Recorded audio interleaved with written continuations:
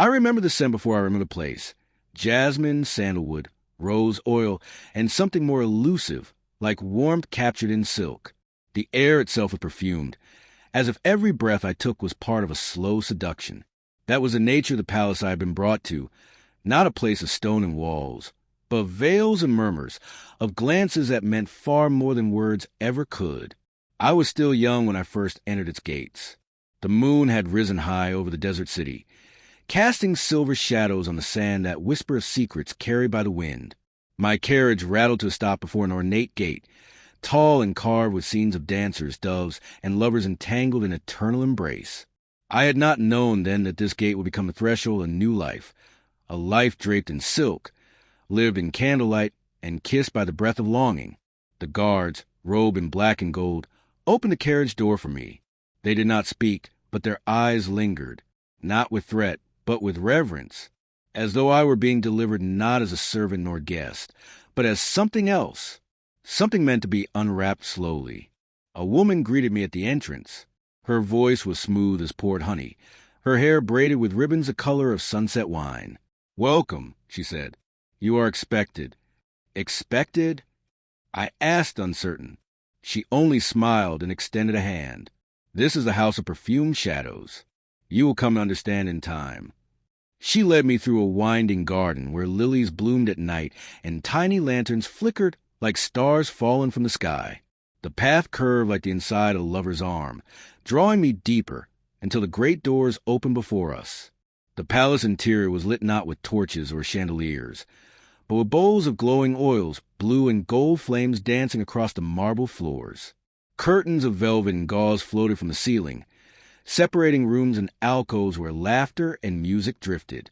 Everything shimmered, like reality was held at bay by the perfume in the air and the slow pace of footsteps on rugs thick as clouds. "You will rest tonight," the woman said, guiding me into a chamber with a fountain that sang quietly to itself in the corner. "Tomorrow, the Queen will summon you." "The Queen?" "She chose you." I looked at her, but she was already slipping away into the folds of curtain and shadow. I sat on the bed, uncertain if I was prisoner or prize. That night, I slept surrounded by the scent of rose petals and amber. The sheets were silk, the pillows heavy with fragrance. I dreamt of hands I didn't recognize, lips that whispered my name like a prayer, and eyes that watched me as though I were art, not yet finished, but beautiful even in my incompleteness. When I awoke, the room was filled with golden light from the lattice windows. A tray of fruit-honeyed figs and steaming tea had been left by my side. The note on the tray read, "With a crimson veil." On a nearby chair, a folded robe of translucent crimson fabric waited. I ran my hands over it. It shimmered like liquid desire. I bathed in the rose-scented water drawn in the marble basin. I wore the veil, and I followed the sound of soft drums and oud strings through the maze of the palace. They led me into the heart of it. The throne room was unlike any I had imagined. There was no gold, no harsh majesty, only silk, incense, and shadows. A raised dais stood in the center, surrounded by silken cushions. Musicians played in a corner, their eyes closed, lost in the rhythm of the melody. The walls were draped with tapestries, showing scenes of lovers tangled in beds of moonlight and smoke. And on the throne she sat, the courtesan queen. Her body reclined like a cat, poised and unhurried. Her eyes were lined in kohl, dark and gleaming like obsidian. She wore a robe of silver, so thin it clung to her like mist, her skin bronze and glowing beneath it. Her fingers played lazily with a strand of pearls. Her lips curved, not in smile but in promise. I bowed. I did not know the rules here, but instinct whispered that no gesture was wasted in this place. She did not speak for a long time, only observed. Then, finally, her voice came. "Do you know why I called for you?" I shook my head. She stood, and even the way she rose was art. She crossed the room with a grace that silenced every musician. She stood before me. "I have many in my court," she said, tracing the edge of my jaw with one finger, "but none with your fire." "What fire?" I asked, barely above a breath. She leaned closer. "The kind that doesn't burn the world, but melts it." Her lips grazed mine, not a kiss, but an echo of one. Walk with me." We moved through the veiled corridors of her palace, her hand sometimes brushing mine, sometimes not. Every hallway told a story of lovers, of desire, of longing shaped into elegance. We passed dancers in training, their bodies oiled and limbs flowing like water. We passed writers hunched over scrolls, composing verses of longing that would be recited in the queen's ear during the night. Every person here served love in some form or another, and I was being trained to serve it too. But not to all, only to her. She brought me to her private chambers, deep within the palace, where no music reached, only the hush of heavy drapes and the whisper of skin on silk. There's a pool there, set into floor, its water still and scented with orchids. She removed her veil and stepped into it without ceremony, then turned to me. "Undress," she said softly. You belong to no one here, not even me, but your body is a temple, and it deserves worship. Begin by letting yourself be seen." I obeyed. I stepped into the water. She came to me, pressed her palms to my chest, and leaned her forehead to mine. "You are no servant here," she whispered. "You are to be adored." And in that moment, in the stillness of the perfumed water, in the shadows cast by the moon outside, I felt my old life fall away like sand slipping through fingers. I had entered a place where every breath was a promise, where every glance was a spark, and where love was not given, it was cultivated. Tomorrow, she would kiss me. Tonight, she would teach me how to feel. The moon rose higher, and I found myself walking alone through the inner courtyard of the palace, a secluded garden carved into the heart of marble and silk. It was said to be older than the palace itself, a place where lovers met under the veil of jasmine and silence.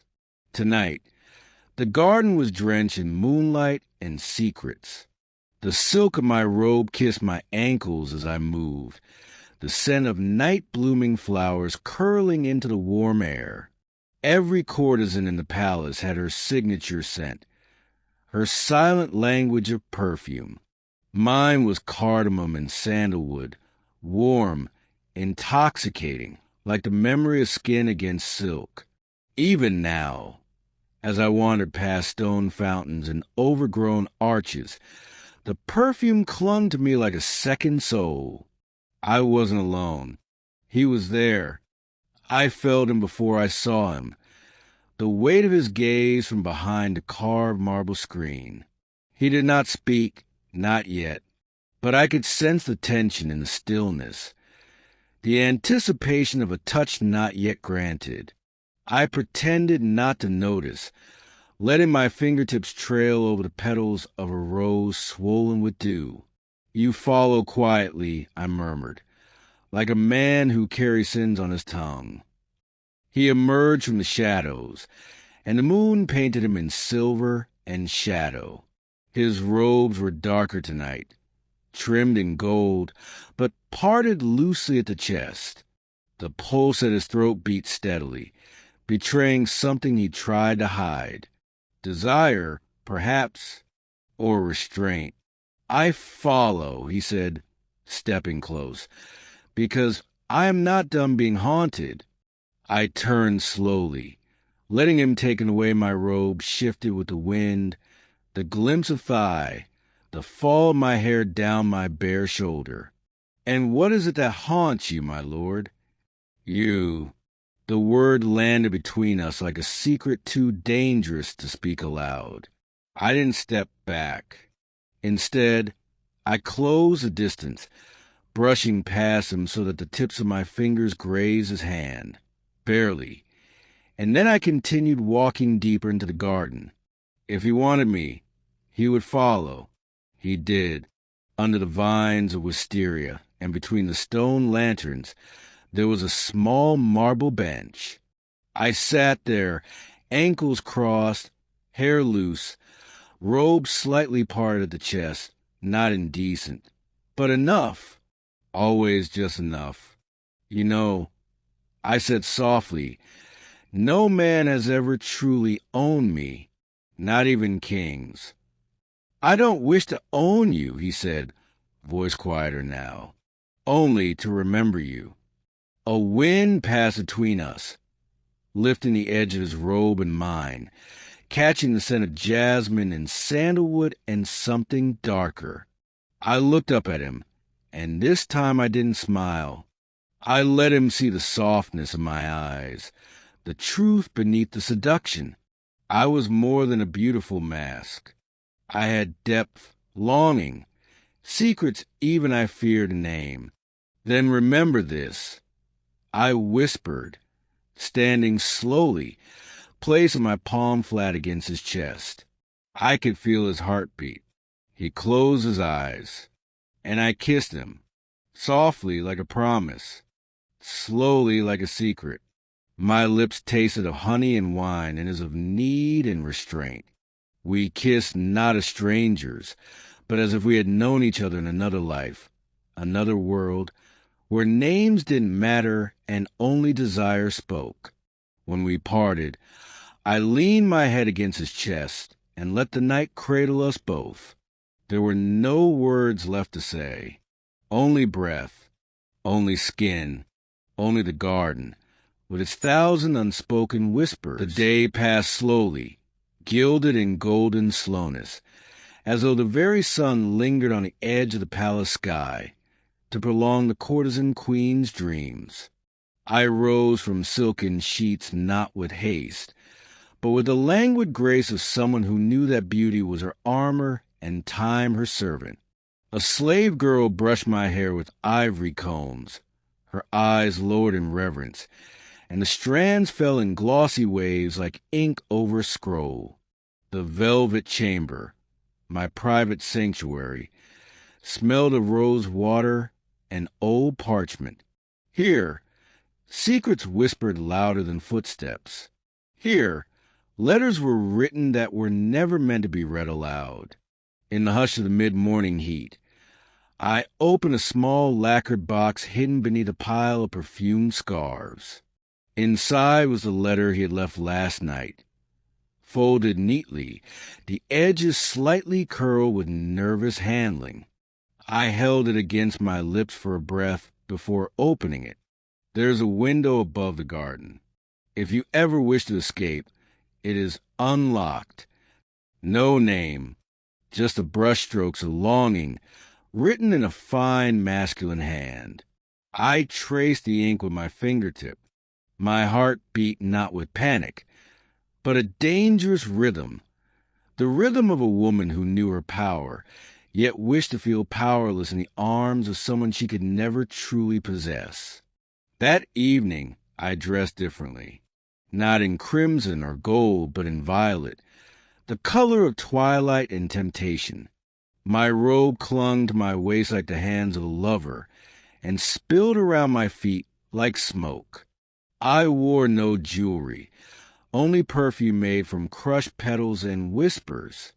I wanted him to see me not as a queen, but as a woman veiled in mystery. I found the window, as he had said. It opened soundlessly into the garden, and below, half shrouded in vines and mist, he stood waiting. The forbidden guest, the man not allowed within the walls of my chamber, a noble from the enemy court, sent as a guest of diplomacy. To want him was treason. To meet him was madness. I climbed down barefoot. The stone was warm from the day's sun, and my feet made no sound. When I reached him, we didn't speak. His eyes said all I needed. I have imagined this moment until it hurt. My fingers brushed his wrist.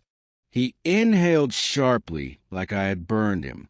He led me not toward the garden, but through a narrow servant's corridor, hidden by tapestries in time. At the end, a small door opened into a chamber I had never seen. A forgotten guest room, untouched by ceremony, draped in faded silks and shadows. Inside, we said nothing. Words would have betrayed us. He sat beside me on the low divan, close enough that I felt the warmth of his leg near mine. The air shimmered between us like heat above coals. He reached for my hand, slowly, reverently, as if he wasn't sure I'd allow it. I did. His fingers were calloused, yet careful. I guided them to my cheek, then lower, to the hollow of my throat. There, my pulse beat against his palm, like a secret wanting to be discovered. "I will leave in 3 days," he whispered finally, voice hoarse with restraint. "And I will never forget the scent of your skin or the way you look when you pretend not to miss me." I smiled, a real smile, the kind I only let free when I felt seen. In the quiet, I touched the collar of his robe and drew it aside, revealing the skin of his shoulder, kissed by the flickering candlelight. I pressed my lips there, one kiss, slow and full of sorrow. He leaned into me, and our mouths met with the ache of all the nights we had imagined it.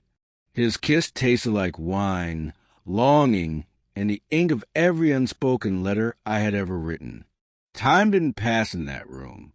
It dissolved. He laid me gently on the cushions, not like a conquest, but like a prayer. And I, in turn, touched him not like a queen, but like a woman who had forgotten what it meant to belong to herself. Cloth slipped away. Breaths turned shallow. Gasps broke the silence, only to be swallowed again by mouths desperate to make up for lost time. We were not reckless. We were reverent. Every movement was sacred, every sigh a vow. Outside, the bells of midnight rang softly. We lay tangled in silk, our hands finding each other even in the quiet aftermath. He pressed his lips to my temple. If this were another life, I closed my eyes.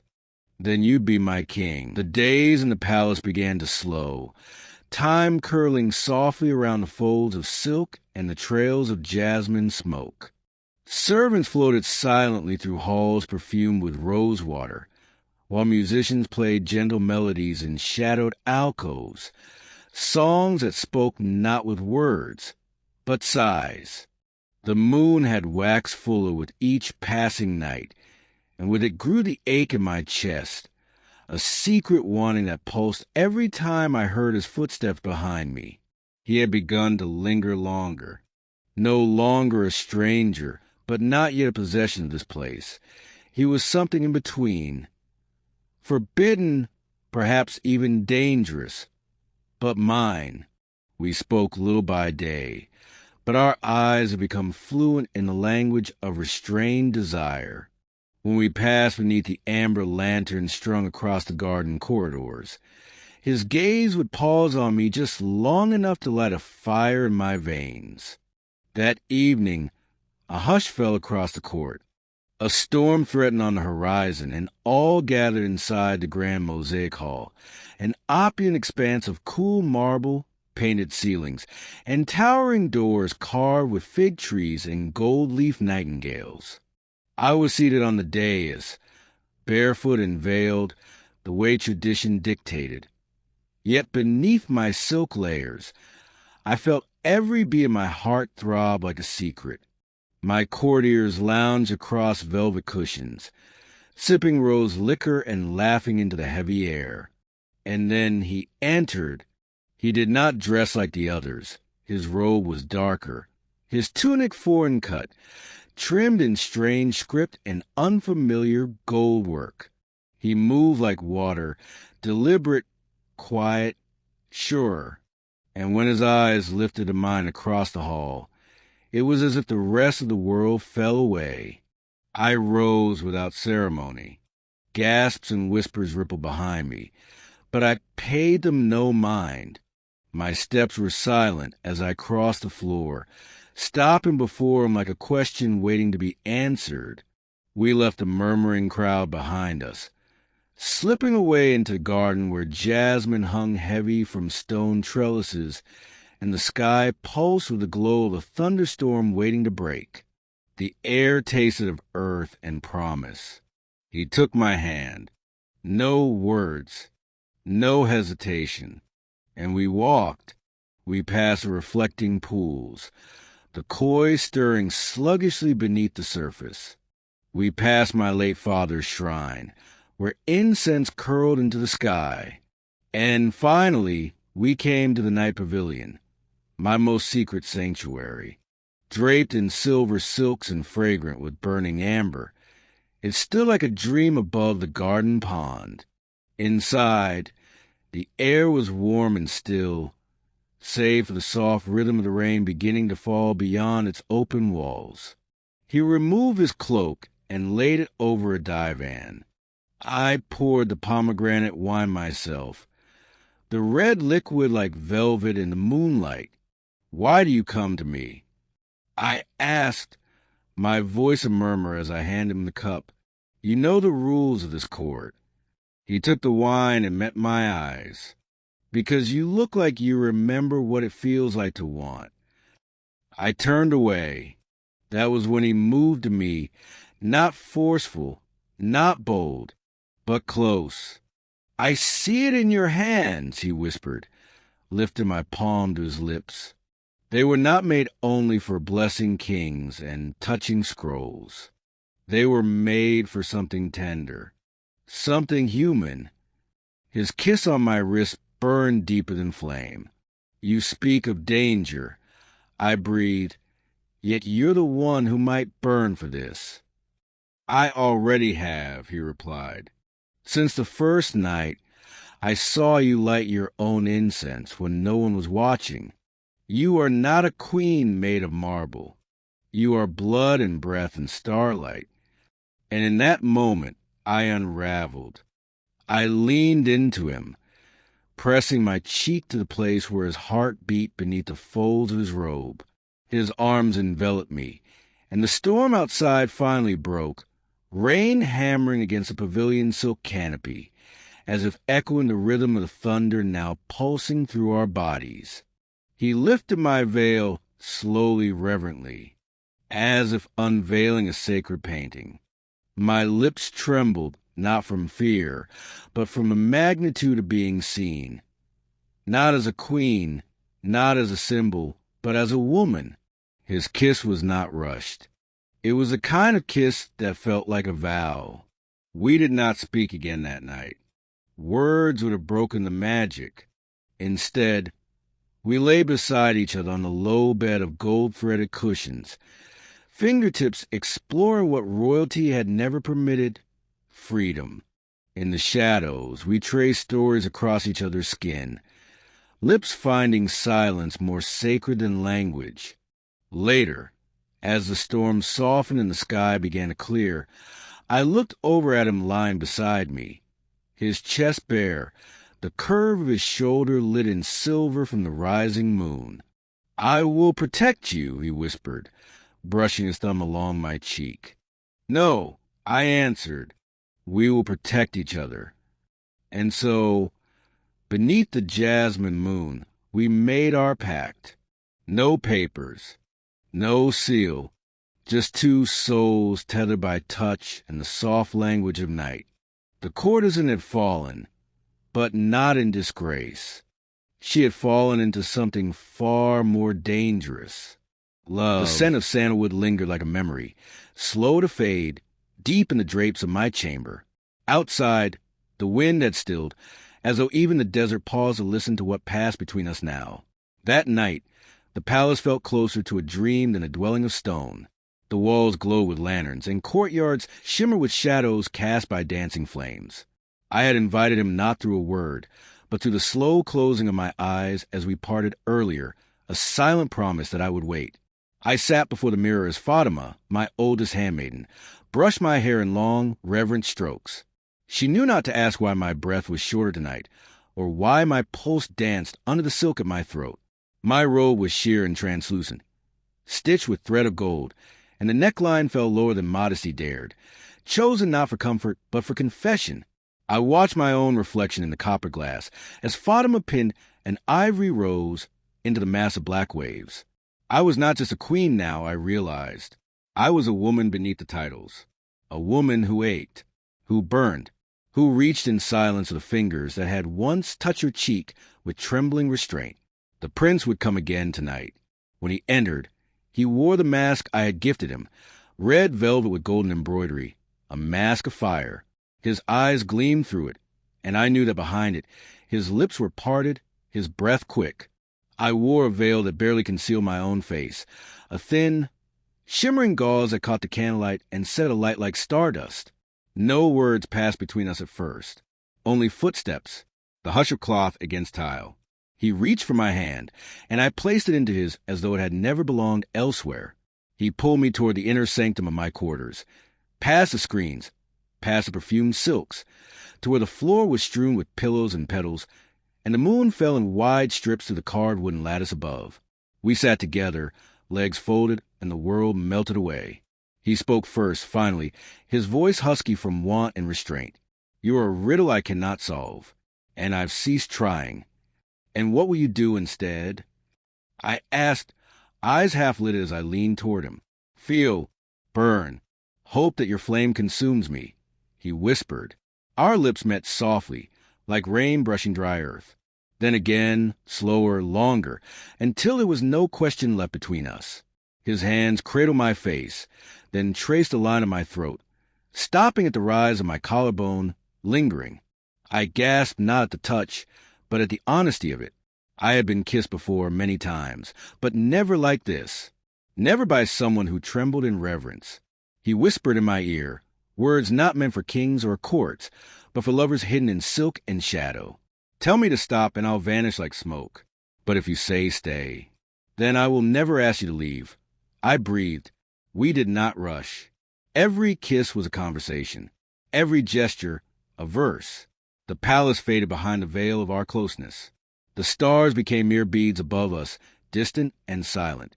He undid the clasp of my robe slowly, as though afraid the night itself would shatter.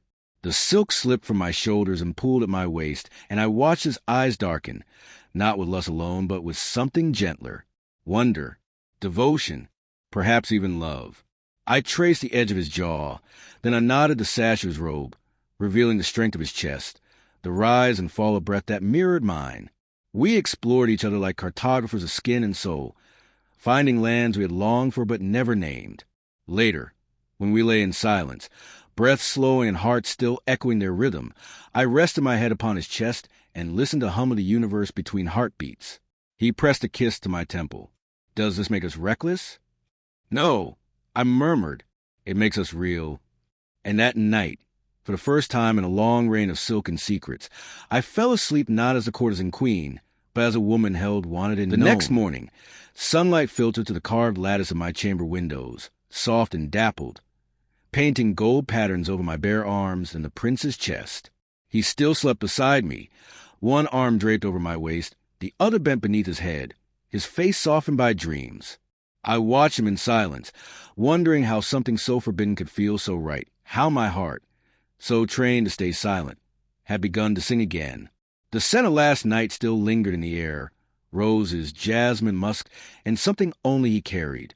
I touched the line of his jaw gently, memorizing the feel of him, the shape of his mouth, the warmth of his breath, and when his eyes opened and met mine, he said nothing. He only smiled, slow and secret, and leaned in to kiss my forehead, my nose, my lips, like a man tasting home after exile. He stayed until the sun was high, and the servants grew restless outside the door. Then, like smoke slipping between fingers, he was gone. A robe replaced his body. Silence replaced his voice. But something had changed. In the weeks that followed, the prince visited again and again.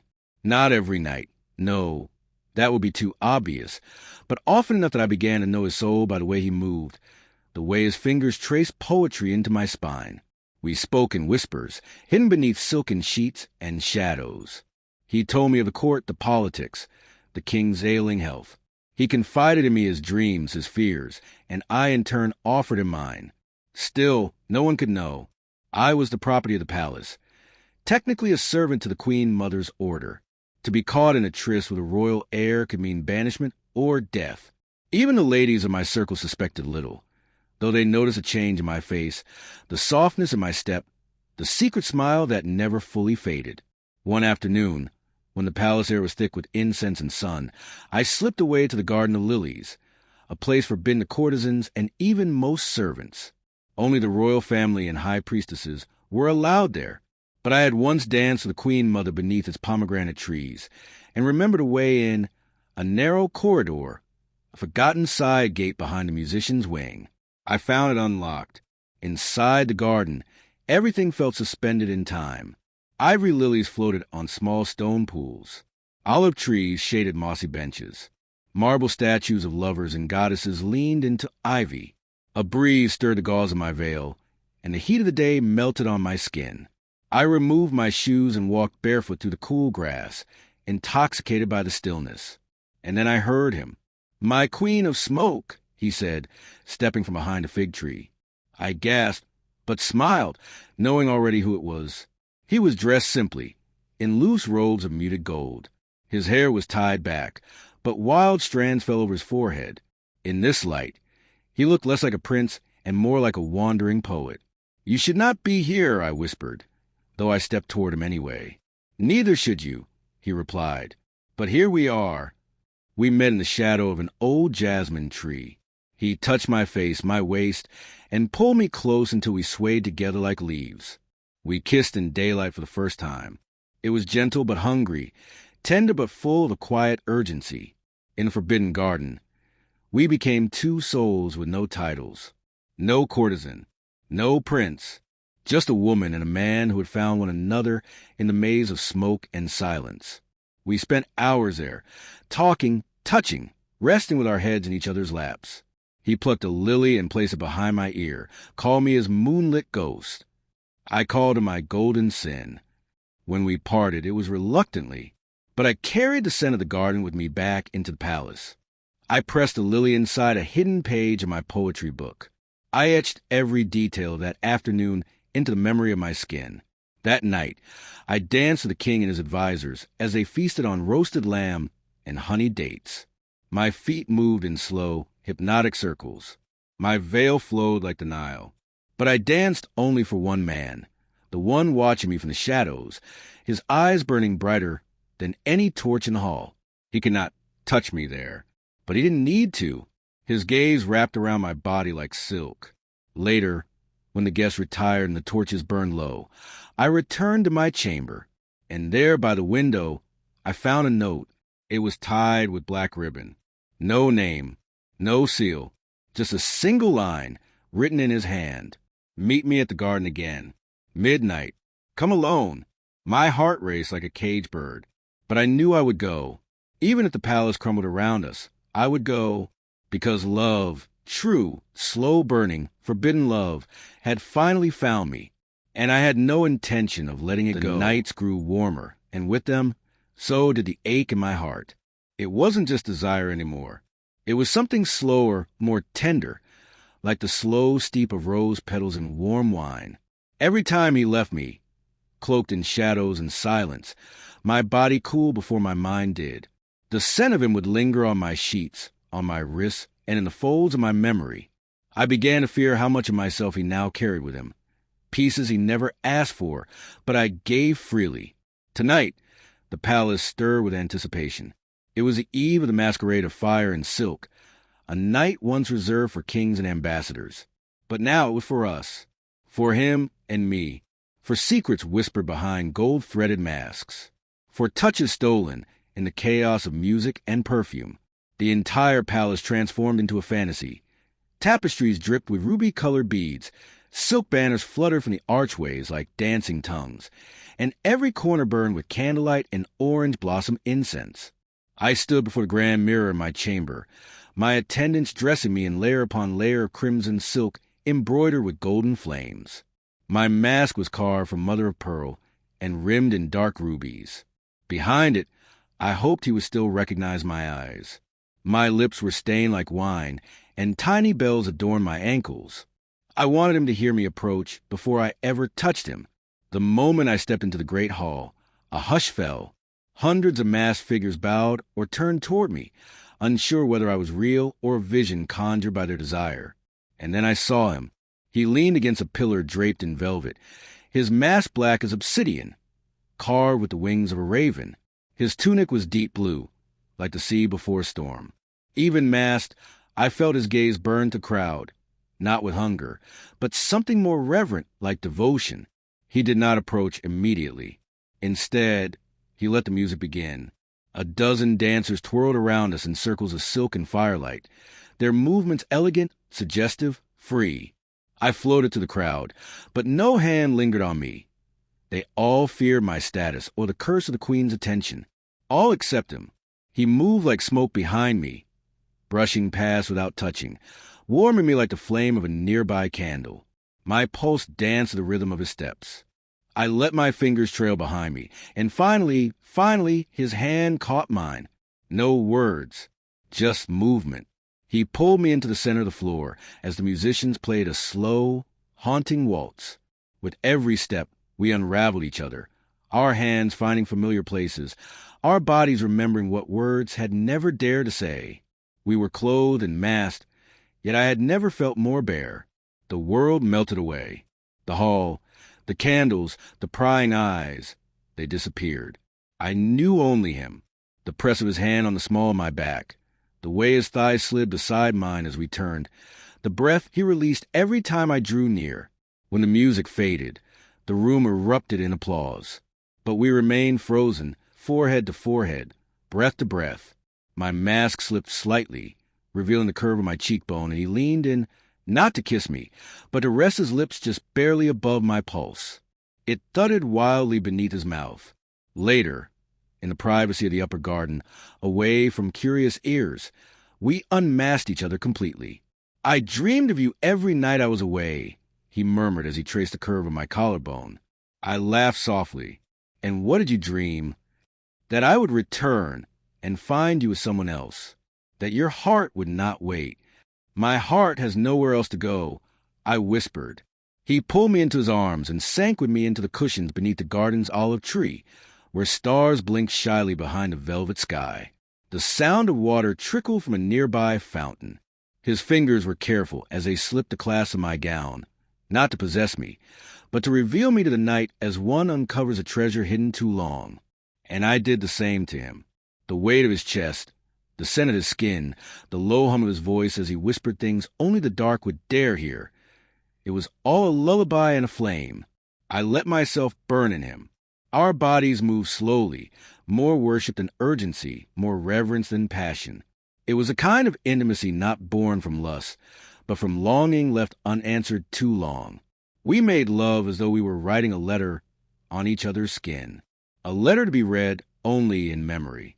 When we were spent, we lay side by side, tangled in silks and vines, the moon high above us like a watching eye. I knew this moment would not last forever, but I etched every second into my heart, like the calligraphy of sacred text. Before we returned to the palace, I placed his hand on my chest. "Do you feel that?" I whispered. He nodded. "That's where you live now." He kissed me once, over my heartbeat, and said, "Then I will never be lost." The palace was quiet that night, as if holding its breath. The lantern swayed softly in the stillness, casting trembling patterns across the courtyards. Somewhere in the gardens, a bird called out once, then fell silent, as though it, too, knew that this night would not be like the others. I stood at the edge of my chamber, wrapped in a robe of sheer crimson silk, the ends trailing behind me like smoke. My reflection in the mirror looked back with sorrow and resolution. My face, painted in delicate colors, my lips flushed with rose, my eyes lined with kohl, hid the storm within. Tonight, I would no longer be just a courtesan queen. I would be something braver, or something broken. A quiet knock came at the rear panel of my chamber, the hidden door used by servants and lovers alike. I opened it without hesitation. He stepped in.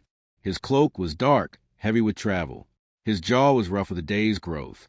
His eyes found mine like they always did. Before any word was spoken, before any excuse was needed, he knew why he was here. "We don't have long," I whispered. "We never did," he replied, his voice like velvet soaked in ash. "We didn't speak of politics or danger. Not now. Not when my hand slid across the roughness of his chest, unfastening the fastenings one by one. Not when his mouth found a hollow of my collarbone, where the perfume of jasmine and my skin became indistinguishable. We move without urgency, yet with desperate reverence, like priests in a sacred ritual. Every kiss, every gasp, every brush of skin against skin was a last rite of love that survived against the odds, yet would not survive the dawn. He laid me back against cushions embroidered with golden cranes, my hair fanning around me like black fire. His fingertips were reverent, as though he traced poetry into my skin. I held him close, every sigh drawn from deep within me, from a place only he knew. He spoke my name like a secret only he had been allowed to utter, and I responded not with words, but with my body, arching to meet him, whispering my truths with every moan, every quiver, every pleading movement. For one last time, we made love beneath the palace of silk and smoke, a love that was never meant to exist, in a world that only offered punishment to those who dare to feel too deeply. Later, we lay in silence, our limbs entwined like ivy. My hand rested against his chest, feeling the rhythm of his breath slowing. The stars outside had shifted. The night was almost gone. He turned to me. We can still run. Leave the court. Leave all of this. I shook my head gently. And become fugitives? Lovers in exile? No. Our love belongs here, in the shadows of this palace, in the whispers between the walls. I don't want to forget this, he said, his voice cracking. You won't, I said, kissing his lips softly. We are written in the silk of these halls, in the smoke of the censers, in every sigh this palace will ever hear again. He held me tightly, one last time, and then he was gone. By the time the sun rose over the horizon, the courtesan queen stood once again on her marble balcony, alone. My face bore no trace of the night's passion, only the practiced serenity of royalty. Below, the court gathered like always, oblivious. Above, the silken canopy fluttered in the breeze, the perfume of last night's incense still clinging to the air. But something had changed. A part of me had died, and in its place was something quieter, stronger, more resigned. I had loved, and in loving, I had tasted something purer than power, more precious than rubies. But like all things in the palace of silk and smoke,